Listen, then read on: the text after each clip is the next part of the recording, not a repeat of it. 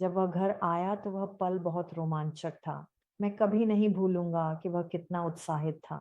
और तुरंत ही हम एक प्रयोगशाला में गए और उनमें से एक की जाँच करवाई और आप यहाँ देख सकते हैं कि यह 95.72% निकला।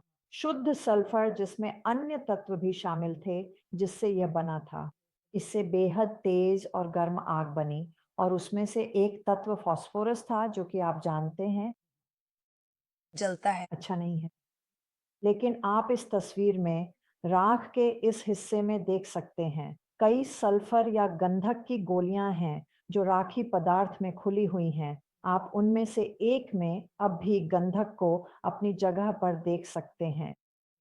और जैसा कि उन्होंने समझाया, ये सभी एक क्रिस्टलीय कैप्सूल में बंद थे।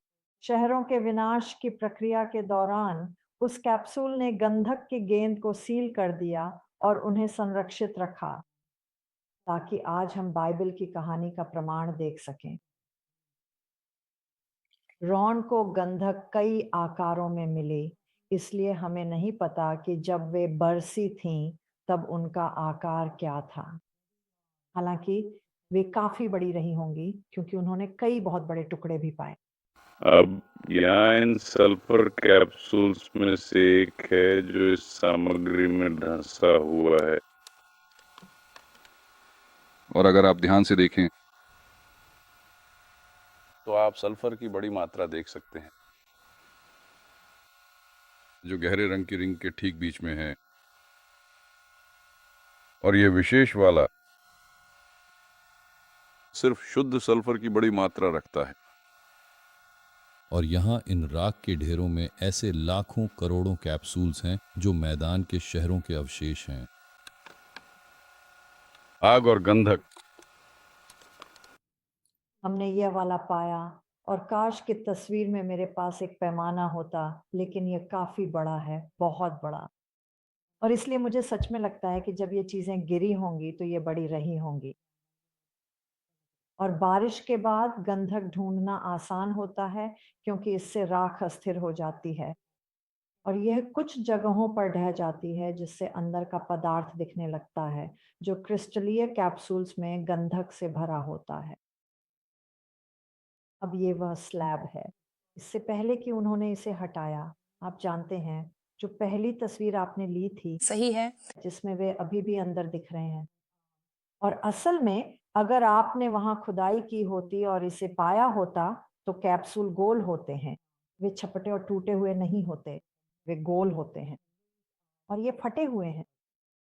ये गंधक की कुछ तस्वीरें हैं जो इधर-उधर पड़ी हैं और रॉन को लोगों को वहाँ ले जाना बहुत पसंद था क्योंकि गंधक की खोज करना बहुत रोमांचक है। और इस यात्रा में जिसे हम अभी दिखाने जा रहे हैं, वह अपने बेटे रॉन को ले गए थे, जो मिशेल का भाई है और जिसे वीडियो कैमरा सँभालने की आदत नहीं है। तो वीडियो थोड़ा हिलता-डुलता है, लेकिन मुझे लगता है कि आप इसे ठीक से देख सकते हैं।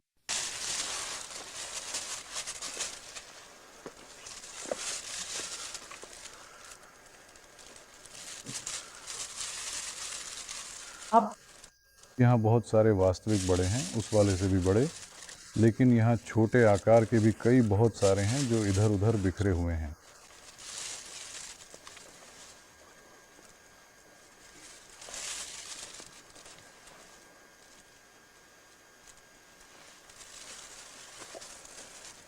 यहीं एक है जो थोड़ा दबा हुआ है। इसके थोड़ा और पास जाओ। यह एक जुड़वां सेट है जो एक छोटे कैप्सूल के अंदर सुरक्षित रूप से रखा गया है। अब यहाँ आप देख सकते हैं कि एक मेरे चाकू के किनारे पर ही था। आओ, इसके ऊपर से सीधा नीचे देखो। अब नीचे पहाड़ी की तरफ देखो, चलो देखें जब ये वहां से लुढ़क कर गया तो कहाँ गया। और बिल्कुल सही, क्या तुम इसे देख सकते हो? हाँ। ठीक है, यह बिल्कुल सही आकार का है जो उस कैप्सूल से बाहर आ सकता है।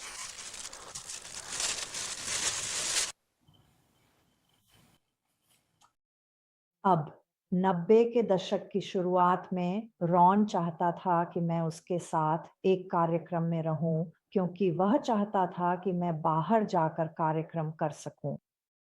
लेकिन मुझे इस कार्यक्रम को करने के बाद ही इतना समय लगा कि मैं चीज़ों के सामने अपना चेहरा दिखा सकूं।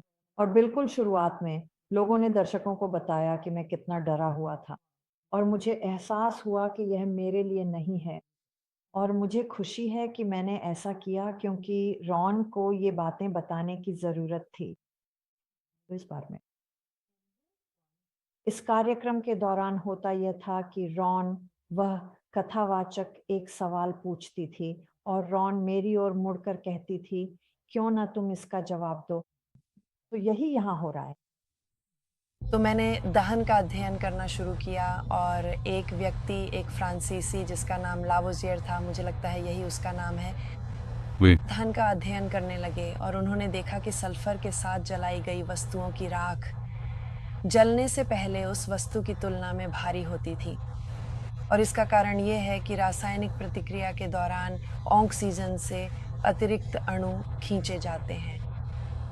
तो भगवान ने इसे इस तरह से जलाने की व्यवस्था की कि इससे जो राख बचे वह जले हुए मूल पदार्थों से भी भारी हो, जिससे यह अत्यंत भारी हो जाता है और बाहर से यह कुरकुरी होती है। सारी नहीं, आप बस उसमें हाथ डालकर उसे पकड़ सकते हैं। बाहर से मौसम के प्रभाव के कारण यह कुछ हद तक कुरकुरी हो गई है, लेकिन जब आप उस परत के पार चले जाते हैं तो यह सघन हो जाती है। और अब यहाँ रॉन अलग-अलग स्थानों पर होने और उन स्थानों को खोजने के बारे में बात करने जा रहे हैं। हमने इन 5 स्थानों में से प्रत्येक पर पाया। इन गोलों की असीमित मात्रा वहां थी। ये हर गहराई पर मौजूद हैं। ये चीजें जिस भी चीज से टकराती थीं उसे भेद देती थीं। ये पत्थर, लकड़ी, यहाँ तक कि धातु को भी भेद देती थी। और हमने वहां पर शीशे जैसी बनी हुई सोना भी पाया है, जो कि विट्रिफाइड हो चुका है और जैसे वाष्पीकृत हो गया हो। बिल्कुल वाष्पीकृत हो गया। हमने वे क्रिस्टल भी पाए हैं जो सोना वाष्पीकृत होने पर इन लवणों में बदल जाता है। और निश्चित रूप से हमने उन्हें अपनी इलेक्ट्रॉनिक प्रणालियों से पाया। और हमने इंसानी कंकालों के हिस्से भी पाए जो पूरी तरह जले और मुड़े तुड़े थे। इसमें बिल्कुल भी कोई संदेह नहीं है कि ये सदोम और अमोरा के प्राचीन ऐतिहासिक अवशेष हैं। और इन्हें अत्यधिक गर्मी से जलाया गया था। जब आप इन गंधक की गोलियों की क्रिस्टलीय खोल खोलते हैं, वे सब गोल होती हैं। रॉन ने मुझसे पूछा, क्यों है? समझाऊं? जब आप इन सल्फर की गोलियों को कैप्सूल से बाहर आते देखते हैं तो वे गोल होती हैं और इसमें लिखा है कि स्वर्ग से आग और गंधक की वर्षा हुई थी और जो भी चीज़ वायुमंडल से होकर आती है वह हवा में गुजरने के कारण गोल हो जाती है और ये भी गोल है। और हमने खोजबीन की है, हम स्मिथसोनियन गए, हमने हर जगह भूवैज्ञानिकों से बात की, किसी ने भी इससे पहले कभी ऐसा सल्फर कहीं नहीं देखा। आप कुछ लोगों को कहते सुनेंगे, ओह, ये तो फलां जगह या फलां जगह भी मिलते हैं। लेकिन हमने कभी किसी को भी कहीं भी इन सल्फर की गोलियों को दिखा पाने में सक्षम नहीं पाया है। अब इनमें से एक सल्फर की उपस्थिति में जले हुए पदार्थ की एक विशेषता यह है कि जलने की प्रक्रिया में उसकी घनता बढ़ जाती है, जबकि बाकी सभी जलने की प्रक्रियाओं में जिनके बारे में मैं जानता हूँ, घनता कम हो जाती है, मूल पदार्थ से लेकर राख तक। लेकिन राख जो किसी चीज के सल्फर से या सल्फर के साथ जलने के बाद बचती है, वह अधिक घनी होती है। यह इसकी सामान्य से अधिक समय तक टिके रहने की वजह हो सकती है। लेकिन इसका इतने लगभग 3500 साल, बल्कि 3900 साल तक टिके रहने का जो एकमात्र कारण मैं सोच सकता हूँ, वह यह है कि भगवान ने चाहा कि यह टिके रहे। जैसा कि 2 पतरस में है, मेरा मानना है 2 अध्याय 6 आयत, जहाँ लिखा है कि वे एक उदाहरण हैं जो, जिसका अर्थ है एक दृश्य उदाहरण, और इसलिए भगवान ने उन्हें इसी उद्देश्य के लिए संरक्षित रखा, क्योंकि वे एक दृश्य उदाहरण नहीं होते अगर आप उन्हें देख नहीं सकते, आप जानते हैं, या अगर वे उड़ गए होते। वाकई अद्भुत है। हाँ, सच में है। और कुछ साल पहले मिशेल डेनिस, मेरे पति रैंडल और मैं, हम सब इज़राइल गए थे और मेरी पीठ में चोट थी और मैं चढ़ नहीं सकती थी। तो मैंने एक ड्रम लाया था और यहाँ उस यात्रा की कुछ फुटेज है। हम उस जगह पर थे जिसे हम गोमोराह मानते हैं, जो शुरुआत में है।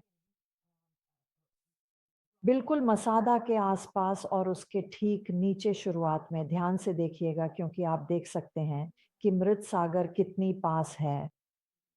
और जब आप यह फुटेज देखेंगे तो आप ये भी नोटिस करेंगे, मैं इसे चलाता हूँ और साथ ही बात करता हूँ।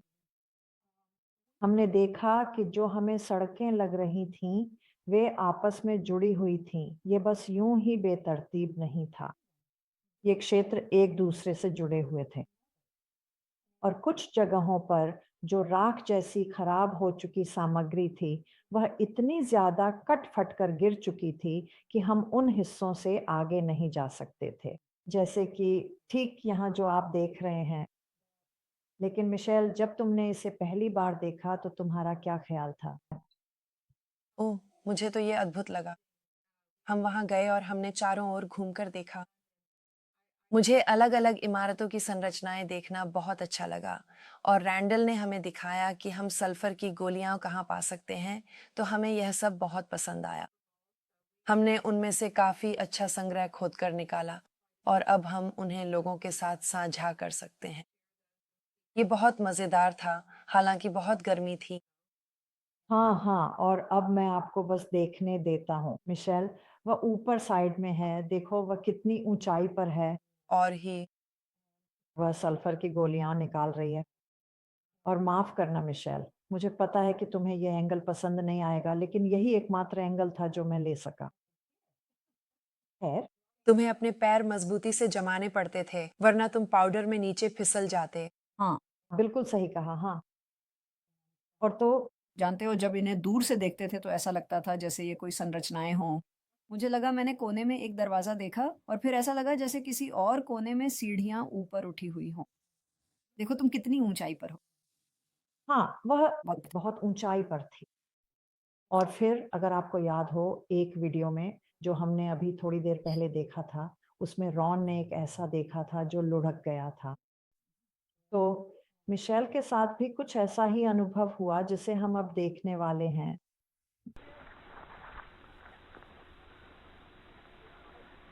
अब ध्यान दें कि वह उसे सूंघ रही है, क्योंकि इसी तरह आप जान सकते हैं कि यह गंधक है। तुम्हें ये पहाड़ी के नीचे मिला था? बस यहीं पड़ा हुआ था। बस जमीन पर पड़ा हुआ था। गंधक। फिर ये वहीं ऊपर है जहाँ काला इलाका है। वहाँ ऊपर कुछ काला है। कभी-कभी अगर आप ऊपर देखें तो आपको छोटे भूरे पीले गोले दिखेंगे। ये ऐसा लगता है जैसे वे बस ऊपर से गिर सकते हैं। हाँ, वे ऐसे ही गिरते हैं। वो वाकई एक शानदार यात्रा थी। मुझे लगता है मैंने आप सबके साथ उतना मज़ा किया जितना मैंने रॉन के जीवित रहने के बाद से नहीं किया था। आप जानते हैं, और हमने वाकई बहुत अच्छा समय बिताया। अब हमें बेहद ऊंचे तापमान के बारे में बात करनी है, क्योंकि अगर आप बस किसी चीज़ को आग लगा दें तो उससे वो नहीं होगा, जो सदोम और अमोरा में हुआ था। वो इतनी जल्दी जल गया। जब आप लकड़ी का एक टुकड़ा जलाते हैं तो उसकी राख बस फैल जाती है। ये इतनी तेजी से जला। ये अपनी जगह पर ही जल गया, इससे पहले कि उसे फैलने का समय मिले। खैर, इसके लिए एक शब्द है और उसे थर्मल आयनाइजेशन कहते हैं, और यह कई अलग-अलग प्रक्रियाओं पर लागू हो सकता है। लेकिन इस मामले में यह इसके लिए अत्यधिक गर्मी की आवश्यकता होती है, लगभग परमाणु प्रतिक्रिया जैसी। लेकिन यह परमाणु नहीं है, यह एक ऐसी प्रतिक्रिया है जिसमें वास्तव में आयन और ऐसी चीज़ें इधर-उधर हो जाती हैं। और अगर आप यहाँ की परतों को देखेंगे, यह अत्यंत उच्च तापमान की फ्लैश आग का परिणाम है, जिसमें जल रही वस्तुओं के सभी तत्व परमाणु भार के अनुसार अलग हो गए थे। इससे वे परतों में जम गए, और यहाँ आप परतों को देख सकते हैं और वे ये एक अजीब घटना है। हमें ये कहीं और देखने को नहीं मिलता। मुझे यह तस्वीर खास तौर पर पसंद है क्योंकि यह किसी संरचना के उस हिस्से जैसी लगती है जो जलते समय गिरने की कोशिश कर रही थी। यह इतनी तेजी से जल गई कि गिरने की प्रक्रिया के दौरान ही समय में स्थिर हो गई। यह तस्वीर वाकई अविश्वसनीय है। ऐसा कुछ भी नहीं था जो ये कर सकता था, सिवाय हजारों डिग्री से अधिक तापमान वाली फ्लैश आग के आयनीकरण प्रभाव के। एक पल में आग घूमी और फिर समय में स्थिर हो गई। ये वाला तो बहुत स्पष्ट है। अगर आप ध्यान दें तो ऊपर और नीचे की परतें अपेक्षाकृत सीधी और व्यवस्थित हैं, लेकिन यह परत घुंघराली है जो दिखाती है कि आग ने उस विशेष सामग्री के साथ घुमाव किया। और हमारे पास वास्तव में यह जानने का कोई तरीका नहीं है कि ये सामग्री क्या है, क्योंकि जब यह हुआ तब जो रासायनिक प्रतिक्रिया हुई उसने सब कुछ बदल दिया। रॉन का मानना था, अगर आप और तस्वीरें देखेंगे तो आप देखेंगे कि इमारतें बहुत ऊंची दिखाई देती हैं और फिर यह सारी राख नीचे गिर रही है। अगर आप जमीन के स्तर पर खड़े होकर ऊपर देखेंगे तो आप सोचेंगे, वाह, ये इमारतें सच में बहुत ऊंची थीं। लेकिन रॉन का मानना था और उन्होंने इसके प्रमाण भी पाए कि आग पूरी तरह से चट्टान की सतह तक जल गई थी। और यह तस्वीर यहीं उस सुझाव की पुष्टि करती है। आप शहर की परतों को उसके नीचे की चट्टानों के साथ देख सकते हैं और जो आप यहाँ बहुत स्पष्ट रूप से नहीं देख सकते, लेकिन जब हम वहाँ होते हैं तो हम देख सकते हैं, वह ये है कि पूरी तरह से चट्टान की सतह तक। अब यह राख का पहला हिस्सा है जिसे रॉन ने मुझे 1988 में दिखाया था और मुझे लगता है कि यही वही है। एक हिस्सा सड़क के बहुत पास है और इसने सच में उसका ध्यान खींचा। उसने यह तब खोजा था जब मैं उससे मिला भी नहीं था और मुझे लगता है कि यही वजह थी कि उसने इन चीज़ों को और करीब से देखना शुरू किया और अब वह इसके बारे में बात करने वाला है। का सदुम और अमोरा। और जैसा कि आप स्पष्ट रूप से देख सकते हैं, हवा ने इसे घुमा दिया है और इसे एक जगह जमा दिया है। भयानक गर्मी थी। अब्राहम ने कहा था, या उत्पत्ति की पुस्तक के लेखक ने कहा था कि घाटी का धुआं धीरे धीरे ऊपर उठता है, जैसे कि वह आसमान की ओर बहता चला जाता है। भट्टी का धुआं। और यहाँ आप देख सकते हैं कि गर्म हवा के भंवरों ने सदोम नगर के पुराने अवशेषों को धीरे धीरे घुमा दिया। इन घुमावदार आकृतियों में। और आप देख सकते हैं कि पत्थर को लकड़ी में कैसे जलाया गया था। और लोग और जानवर कुछ भी पीछे नहीं छोड़ते। कहानी सुनाने के लिए केवल राख के अलावा वे सब कुछ अपने साथ ले जाते हैं। और एक बार फिर दोस्तों, अगर हम चाहें तो हम भी धर्मियों के पैरों के नीचे राख बन सकते हैं, ठीक वैसे ही जैसे हम आज यहाँ देख रहे हैं। यह हमारा चुनाव है। ईश्वर ने हमारे सामने जीवन और मृत्यु रखी है, और आप किसे चुनेंगे?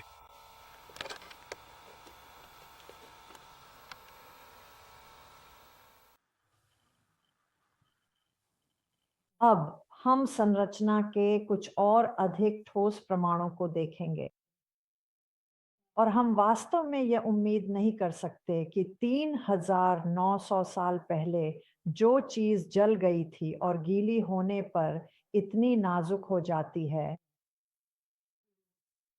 वह अब भी वास्तव में मौजूद हो।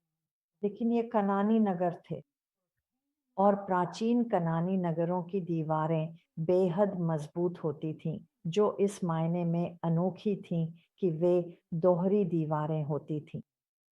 यरीहो इसका एक उदाहरण है। आप देखेंगे कि इसमें 2 परतें हैं और यही तरीका था जिससे वे अपने नगर बनाते थे। निचली बाहरी दीवार में सहारे लगे होते थे, जिससे वह बेहद स्थिर और तोड़े जाने के लिए अभेद्य हो जाती थी। यहाँ उनमें से एक की नजदीक से ली गई तस्वीर है। अब मैं इसे एक उदाहरण के रूप में इस्तेमाल कर रहा हूँ, क्योंकि यह एक प्राचीन मिस्री किला है और इसमें भी वही विशेषताएं दिखाई देती हैं। बस फर्क इतना है कि यह कच्ची ईंटों से बना है, तो ये उतना मजबूत नहीं होगा, लेकिन ये ऐसा ही दिखेगा। यहाँ मिशेल और मेरे पति रांडेल रॉन की पसंदीदा वस्तुओं में से एक के सामने खड़े हैं। ये एक जिगुराट का अवशेष था। अब जिगुराट एक पिरामिड या सीढ़ी-नुमा आकार की संरचना की तरह है, जिसका उपयोग प्राचीन काल में किया जाता था।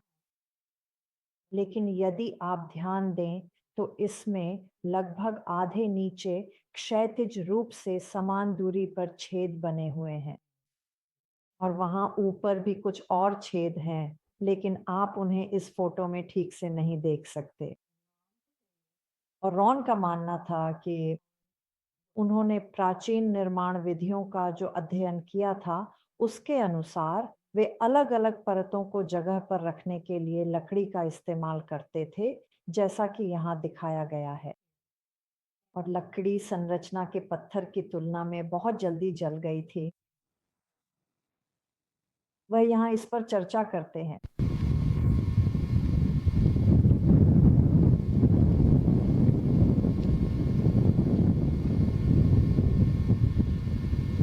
और आप देख सकते हैं कि जहाँ-जहाँ लकड़ियाँ जल गईं, नीचे और ऊपर दोनों जगह, लेकिन वे निचले स्तर पर ज़्यादा स्पष्ट हैं।